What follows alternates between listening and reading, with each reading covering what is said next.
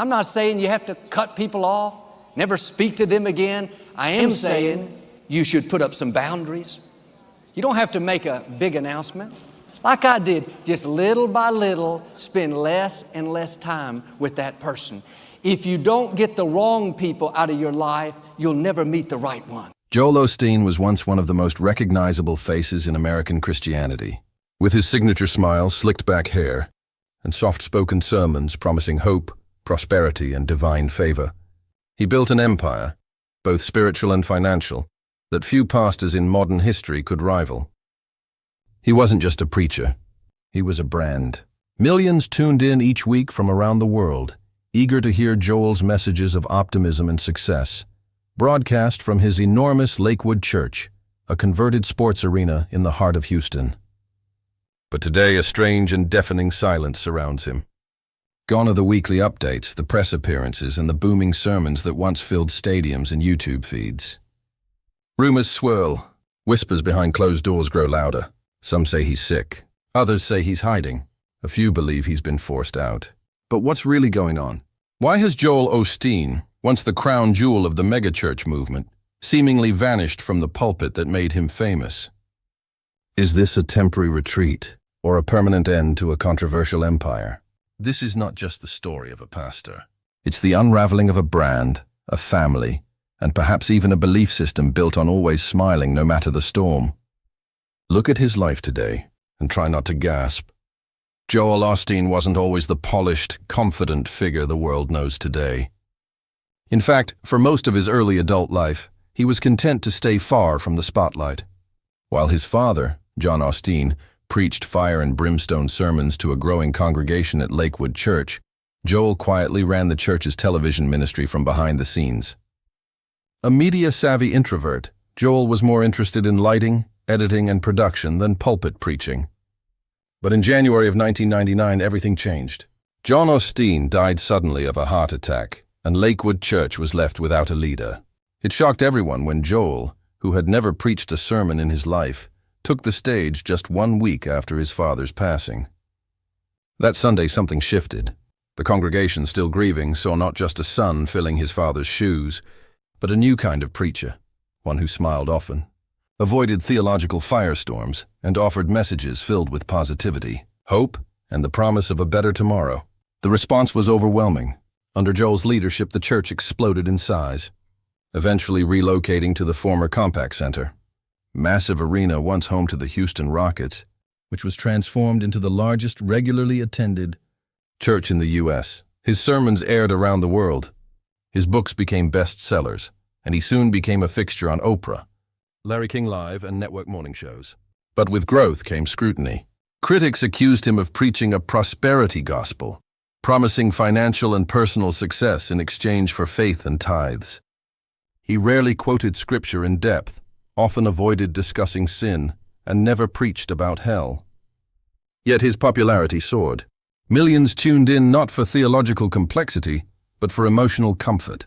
Joel Osteen had tapped into something powerful, the American desire for spiritual encouragement without judgment. Still, there were early signs that not everything was as flawless as it seemed. Behind the scenes, staff noted the intense pressure Joel carried to maintain his public image. Former insiders say he often struggled with anxiety about speaking engagements, and despite his charisma on stage, he remained introverted and guarded in private. The more his fame grew, the more isolated he became, a prisoner of the very platform he had built.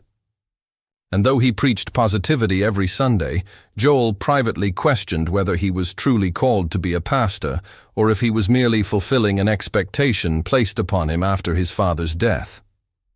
Those doubts, though buried beneath stadium lights and studio cameras, never truly disappeared.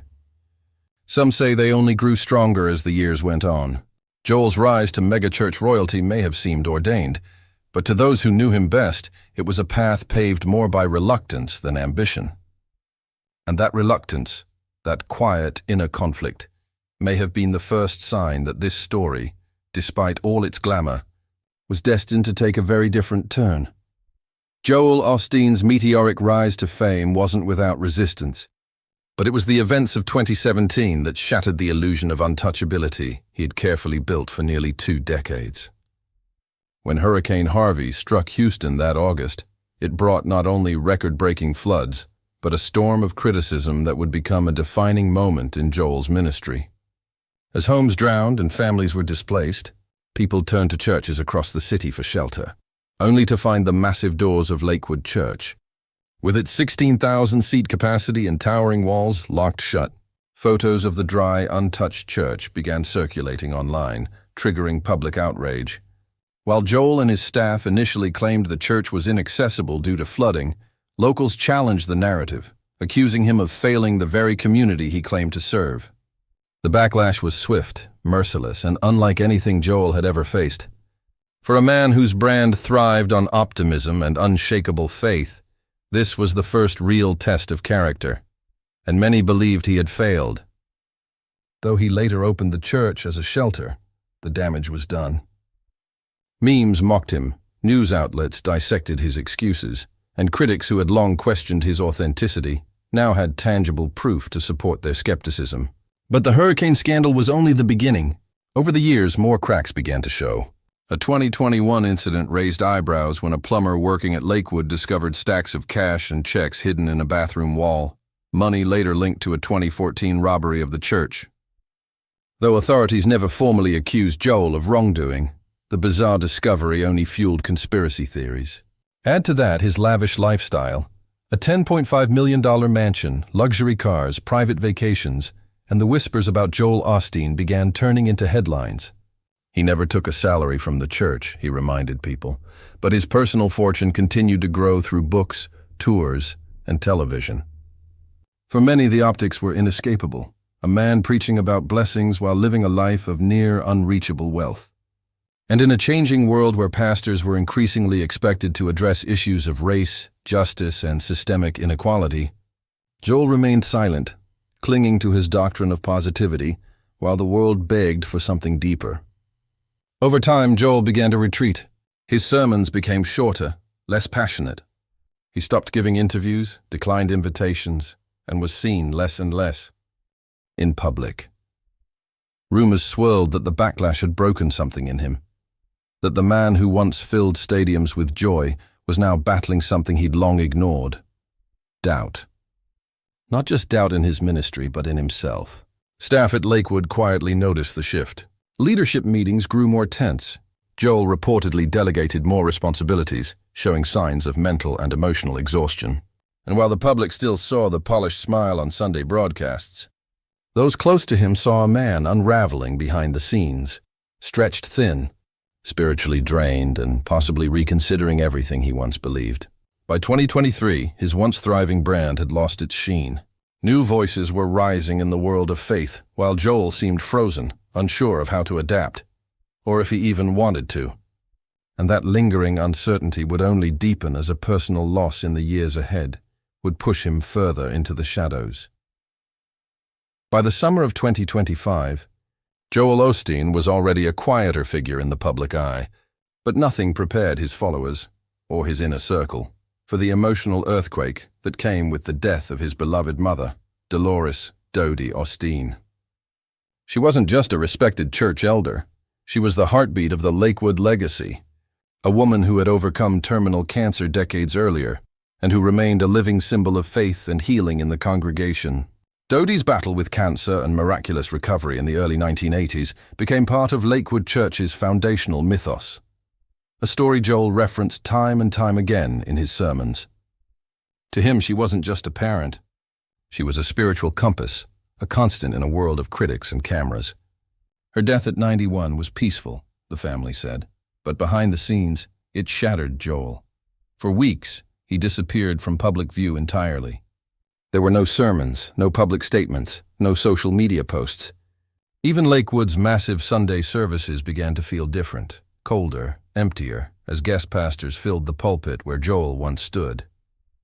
According to sources close to the church, he spent much of that time in solitude at home with his wife Victoria, declining calls, canceling meetings, and retreating from the ministry he had led for over 2 decades.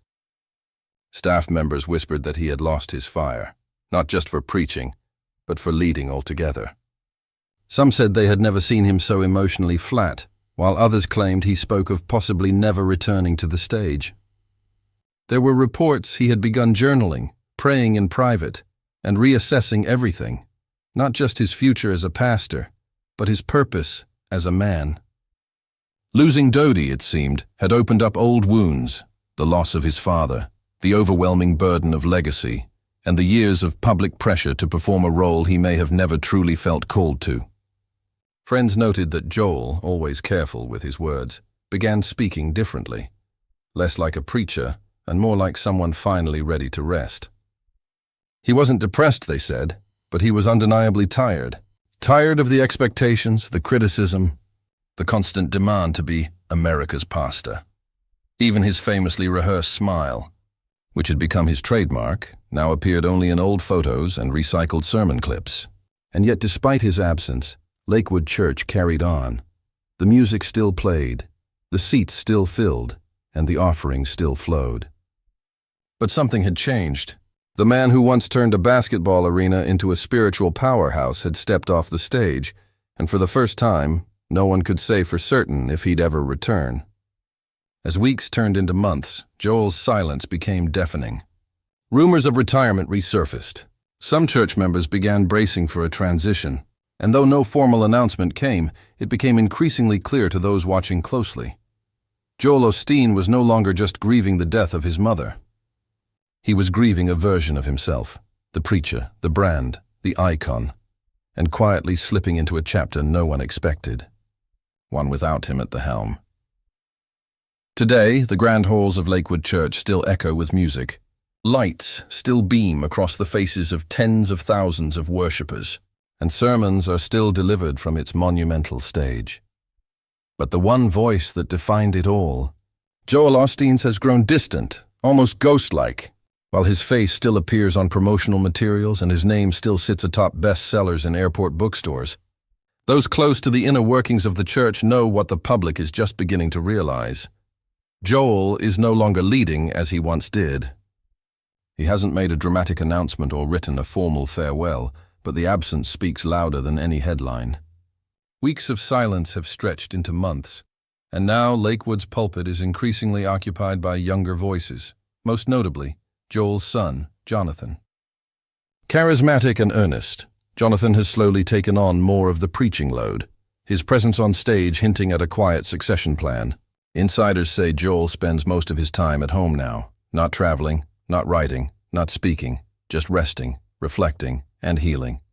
For a man who built a billion-dollar ministry on the message of relentless positivity, stepping back may feel like failure to some, but to Joel, it may be the first honest decision he's made in years. The expectations that once propelled him, the pressure to be perfect, to smile through storms, to constantly deliver hope even when his own was fading, have finally given way to something simpler: peace. And yet, despite this retreat, many still hold on to the belief that Joel will one day return, renewed and revived, to reclaim the pulpit he once dominated. But others, especially those closest to him, quietly admit that this may very well be the end of his public ministry. Not because of scandal, not because of disgrace, but because after decades of emotional exhaustion, personal loss, and internal struggle, he simply no longer feels called.